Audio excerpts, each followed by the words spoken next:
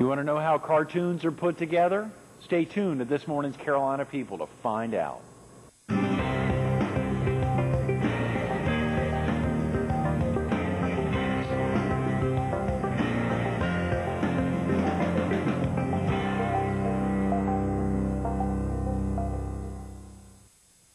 Good morning. Welcome to Carolina People. This morning we're at the Myrtle Beach Herald. We're focused on cartoons, and we're visiting with the Herald's cartoonist, Joe Ruisi. Good morning, Joe. Good morning. Thanks for having me on the show. Thanks so much for coming in. It's so exciting to get you in. I'm sorry it's taken this long.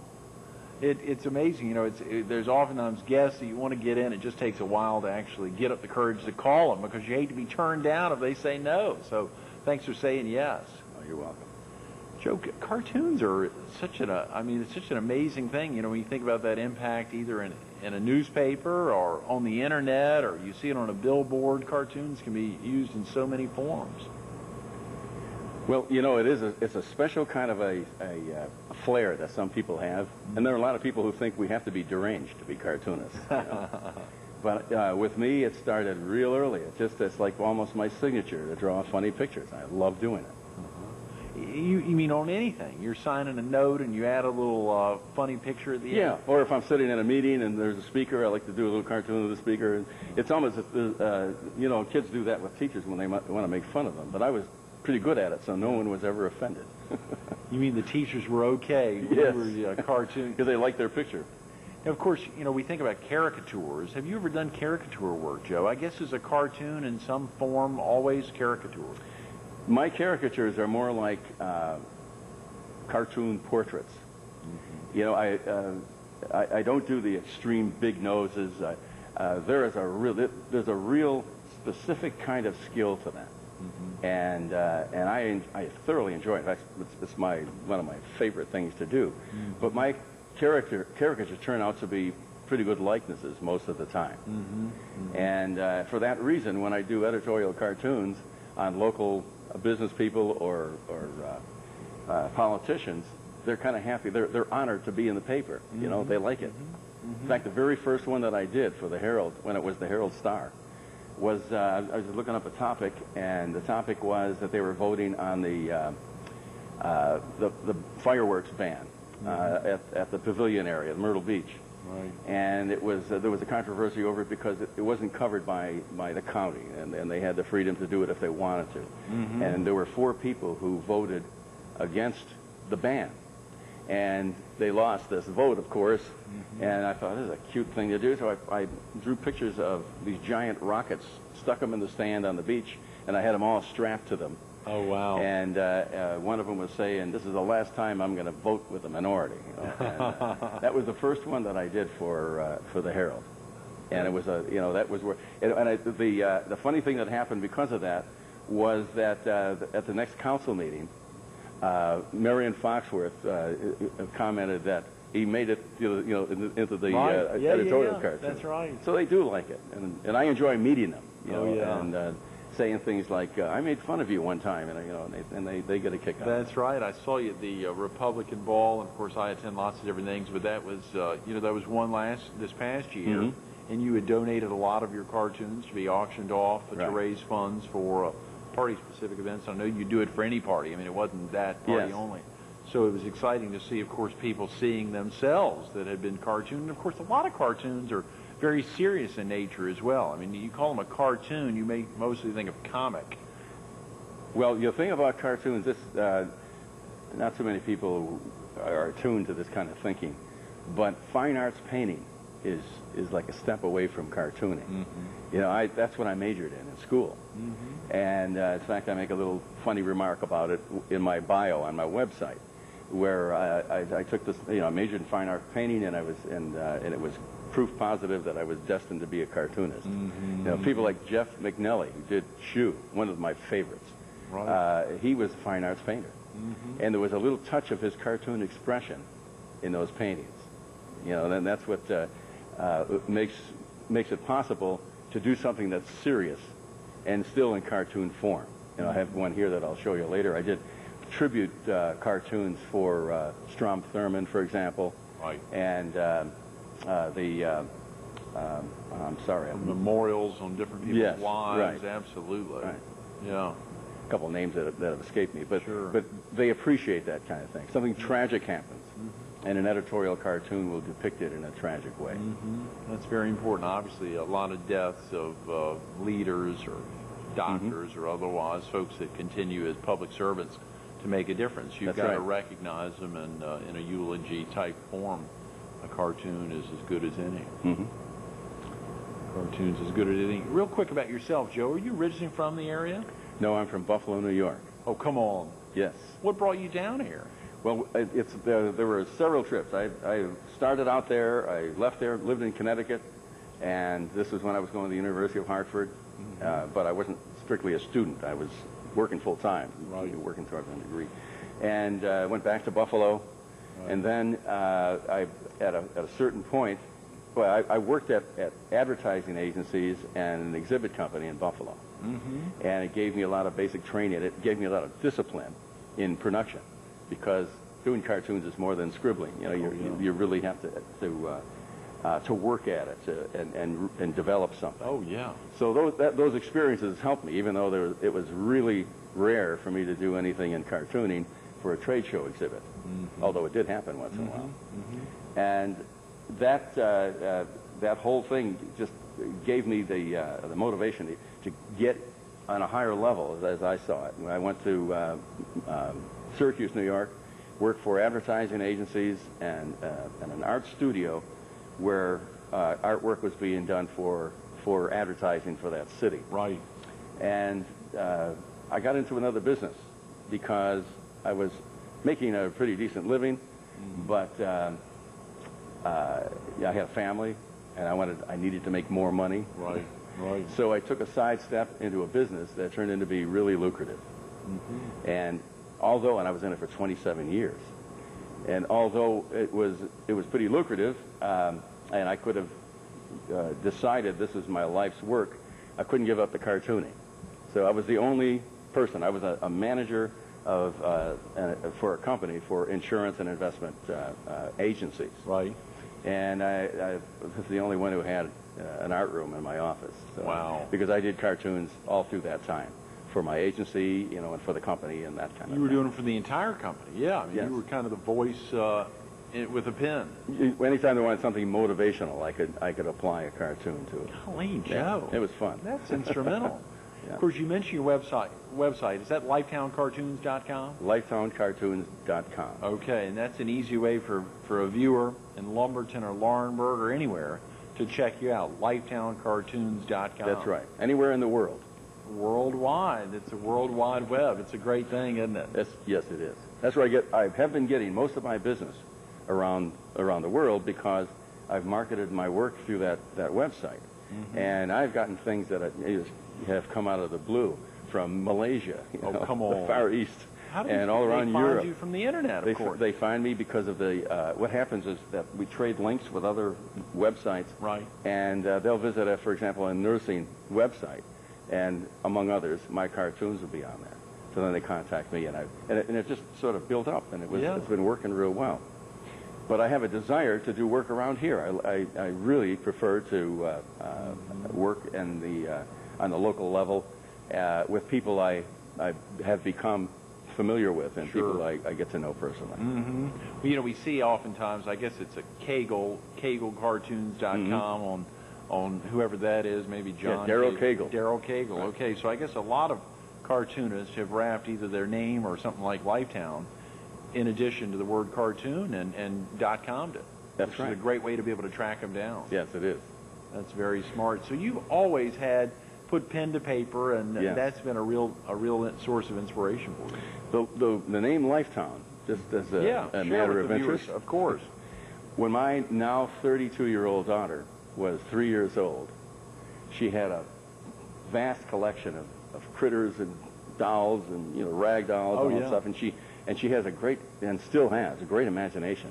She'd go in her room and she'd spin all these stories with all her characters. Yeah. And she's 3 years old. She came out one time and she said, "I have a Lifetown." And I said, "You have a Lifetown?" And then she showed me, anyway, it developed into something really funny. We had a lot of fun with it. But I thought, what a clever name that is. Yeah, that and is. It turns out that there is no other name like that, except for a place in Japan. Really? I didn't know about I'm it. going to go do some Because research on that. if you go to Google and you hit Lifetown, you Yeah. get my website, and get pictures from it, and you also get this town in Japan. And it's all Japanese. It's kind of funny. And that site would be in Japanese. In Japanese. Right. I'm going to look at that after this interview this morning. That's As a interesting. matter of fact, I get a number of hits every day, and I check out my hits. And if they leave a URL, that's the address where you can you can feed yourself back in there and see who it was who entered the site. Yeah. And I did this is just yesterday, and there were 2 of them. And I clicked on it to see who they were, and all this Japanese came up. Oh, my God. So someone must have plugged in there. Right. That's hilarious, Yeah. Joe. So now, share with viewers real quick exactly how that works. That's just an interesting point. You're able to go back through and find out who has visited your site. Well, yes. Even if they didn't leave an email or send you a note or anything, you're able to go back and track down where they came from. Most of them. Okay. Actually, some of them. I can. If I were a real techie, I could go and find all of them. But Right. what is normally shown would be their IP address in numbers. Right. So that doesn't bring it to their site, but there's a way of deciphering, what address that is. Yeah. And converting it. Well, sometimes I get the whole thing, and that's where I How look them exciting. up. Well, that's something viewers need to do if they have their own website, to go back in, and sure there's something that would enable them to go back and look who's visiting their site. That's a very good idea. Well, of course, you've got so many cartoons. You brought 5 of them with you today. I asked you to bring a handful of them. I'm glad you did. Will you break these down for the viewers so they can get a sense of some of your artwork and where it began? And, of course, this first one, the honey, you're so beautiful. I got to tell you about that. I better qualify it, because I know there are a lot of Christians watching this show. Yeah. And I'm a Christian. But the Song of Solomon, here's what happened, is that when I started out, I was still living in Conway. And what I mean by when I started out is when I decided to really make this my profession, as opposed to just hitting and missing all this time. I thought, I'll do Christian cartoons, and I see humor in everything. And the Song of Solomon is in the Bible for a purpose, and the purpose is to try to God's way of telling us just how intensely He loves us, and He does it through this love song that Solomon sings to his bride, and we are regarded as the bride of Christ, as well. But the words, the descriptions of her beauty, it's kind of funny stuff. And I just broke it down. This is actually Song of Solomon, chapter 5, verses 1 through 4. And there's more to it than I have in my cartoon. But if you look at the cartoon, I thought I could picture the description of her beauty, his lover's beauty. And that's why it was there's going to be a greeting card for husbands and wives only. So this is and I was going to sell it through the Christian bookstores. But it's if you look at it, it starts out with the scripture. Actually, he says, "My darling, you are so beautiful. Your eyes." I can't read it from here. No, I know, Joe. That's okay. No, that's fine. Oh, I thought it was up there. Okay. Yeah. Oh, it is. It is. That's right. But your hair is like a flock of goats descending down Mount Gilead. Yeah. And your neck is like the Tower of David, built with stone. Wow. And then it winds up with all these wonderful things with a very intimate remark. And I kind of reduced it to, and your gazelle's twins are eating the lilies. Oh, my God. Oh, my God. And then on the second page, it's the husband, kind of a pouchy guy with a Bible under his arm. He sounds so romantic, I can't even stand it. That's exciting. How about this second one we got? This is actually a very recent one. Yes, it is, and it created a pretty good sensation, so I thought I'd bring it along. Yeah. This is when we had several news stories about how the beach stores were illegally selling frogs and turtles. The Herald had an exclusive there for about a month. And That's it was right before anyone else covered it. It's such a big to-do. It became really hilarious. Yeah. So for one of the issues of the Myrtle Beach Herald, I just staged a big showdown with the frogs and the turtles. And you see the SWAT team there, and there's one turtle. I was thinking about the Ninja Turtles. Oh, yeah, sure. He's diving off. He's committing hara-kiri. He says, "You ain't taking me alive, copper." And then the police chief is out there with his bullhorn, and he's saying, "All right, frogs and turtles, you're surrounded.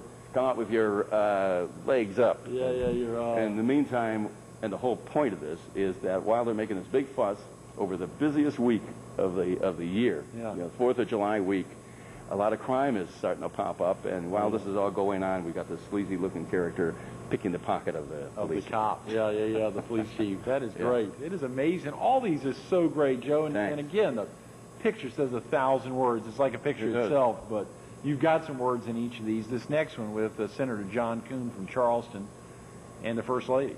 That's right. Well, see, I was kind of inspired by his brashness about formerly making a remark about Myrtle Beach. Yeah. And we were pretty offended because we get the tourists at Charleston. That's right. Yeah. We get the lower class of tourists, is what he was saying.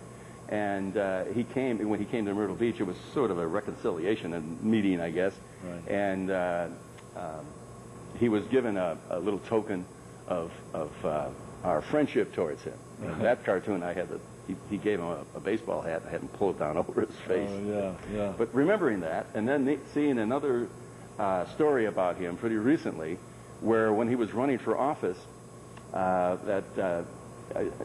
Jenny Governor Sanford's wife, Sanford, was really helping. She was really behind someone else, and he was enraged by it. Yeah. So I read the story about it, and I looked at it, and I thought, this is going to be pretty good because I already know this, his behavior.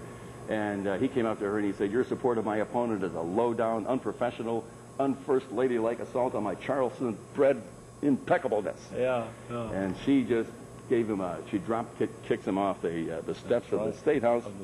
And meanwhile he's saying, "You got an ugly temper too." And finally he says, "Folks are much nicer in Myrtle Beach." Oh yeah. It was kind of use it as a plug for Myrtle Beach. Absolutely. Good for you. Good for you. And of course the second and last one.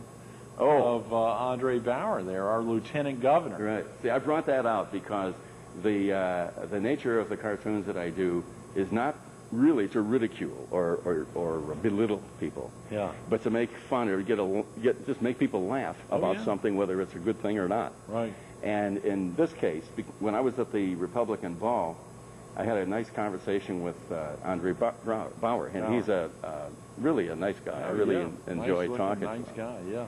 And he said he liked my cartoons. He had a couple of them. And I said, "Well, I got one. I don't know if you'd like or not." And he said, "Well, what is it?" And I described it. I said, "Remember you got arrested for speeding? Yeah. And I got you in court." And he's his lawyer is talking to the judge, and he says, "Now I ask you, Your Honor, is this the face of a reckless driver?" And I got that face on him, that wild look in his eye. I know, yeah. And that went over, but he's got that now. He wanted a copy of it. That's great. Good for him, yeah. Well, let's hope he doesn't have any more reckless driving like he did in Columbia. That was nuts. How about this last... well, this last one I brought because, there are different of course, amalgams. Purposes here, like that greeting card and so on. And I don't get to do this very often because our lawsuit here is local news. But during the Iraq War, reading about these kids who were being used as shields and so on, I just took off. This is not meant to be funny, but here's Saddam Hussein and using those children, and just the line that President Bush used: "No child will be left behind." Right. I just applied to his side of this kind of character. Again, the importance of a cartoon and how powerful it can be used to stress something as terrible as Saddam Hussein taking advantage of children to put them on the front line competing against our soldiers. I mean, you don't want to wipe out a group of children trying to get to the guy, but you got to get to him. Yeah, and it's a way of depicting this mentality that we can't even relate to. Right. Right. I'm glad you did that, Joe. We got about 5 minutes. There's so many things. I remember I think in reading a little piece about you, the Saturday Evening Post had printed one of your cartoons. What was that like, Joe? Well, it was a big thrill because the market for magazine cartoons and comic strips has just minimalized to a near impossibility. Yeah. And in order to sell cartoons that way, which is the way I started, when I decided I wasn't going to do greeting cards anymore, I thought I'll do those. And it requires sending batch after batch of cartoons, all over the place. And it just, you have to hit on what their theme is. Right. And their theme in the Saturday Evening Post that time was middle-aged couples, marriages, and it's all cute stuff. And my cartoon was the wife is kneeling on the floor, and she's rubbing their dog's belly, and the dog is, the big smile on the dog, and the husband's sitting on the couch, and he's saying, Edna, has it ever occurred to you that I might like to have my belly rubbed?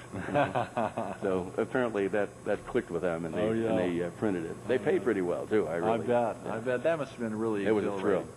I think a question that most viewers want to know, Joe, is how do you do it? I mean, how does the pen get to paper, and what are some of those particulars? Of course, you talked about that graphic design background and having the real familiarity there. Break down let's go ahead and go back to the You Ain't Taking Me Alive copper one, the frog one.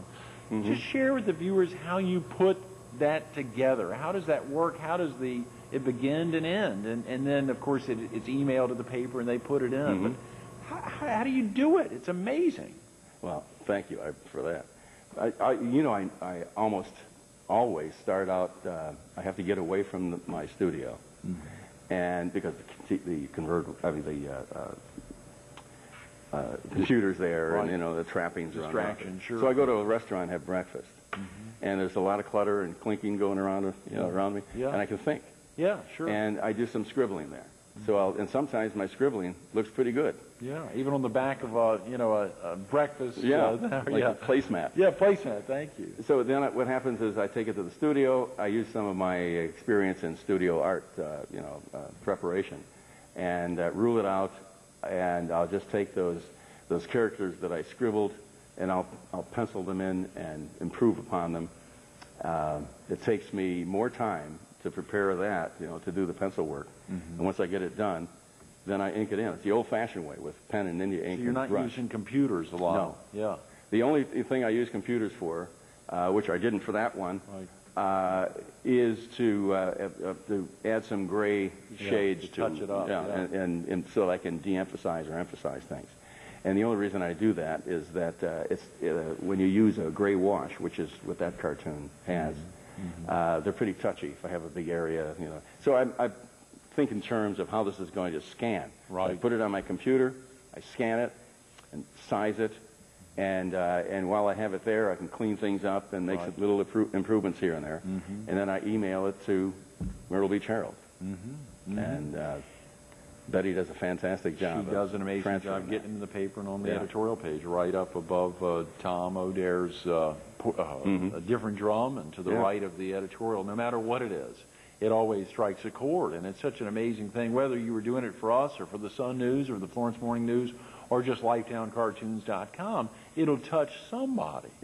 It'll touch somebody, and that's the impact of a cartoon. That's why it's so important that folks take the time, when you think about holding that newspaper and being able to rip it out and send a cartoon up to the That's a big thrill. It really is. Yeah. When I was in high school, I had the high school paper, and they mimeographed my cartoons. That was one of the biggest thrills of my life. It's got to be. Is to have it reproduced. Now, how do you stay down to earth, Joe, knowing that all these people are holding your cartoons and say, this Joe Ruisi, he's amazing? How do you stay down to earth? The way I stay down to earth is to realize that I'm far from having arrived. Yeah. And I love, I like the things that I do most of the time, but I know that I have a lot to learn and a lot more development and perfection to do. So I regard this as the beginning of my next 30-year career. Yeah, good for you. That's right. Thanks. If your wife's not keeping you down to earth, God is. That's right. She does too. The one big thing I've heard about is Joe's amazing with spaghetti sauce. He does these gigantic spaghettis I didn't for know church. this was going to come up. Yeah. We got 2 minutes. Share with viewers when those spaghettis have come in action. You all have done big fundraisers. We have a school at Risen Christ Lutheran Church, right near Barefoot Landing. And the way I make spaghetti sauce is based on my recollection from when I was a little kid. My grandmother used to make spaghetti sauce. Right. So I knew what you put it in there, and I got it down to. I've been doing this for 30 years. Wow. Wow. And when we have an event at the church, they ask me. They're all thrilled. This is the only really authentic Italian sauce you get at a church. Usually it's more like ragu or something. Right.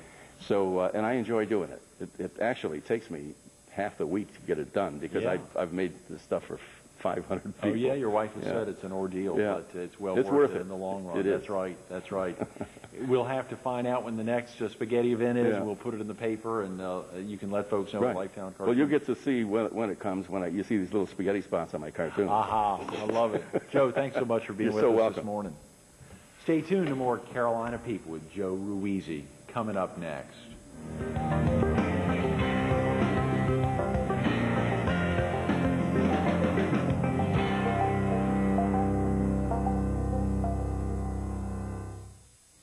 Joe mentioned Jeff McNelly. He didn't mention names you may know. Charles Schultz, Al Capp.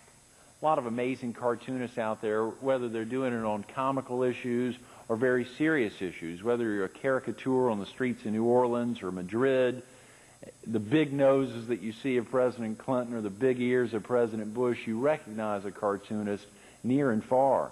You can visit Joe online at lifetowncartoons.com.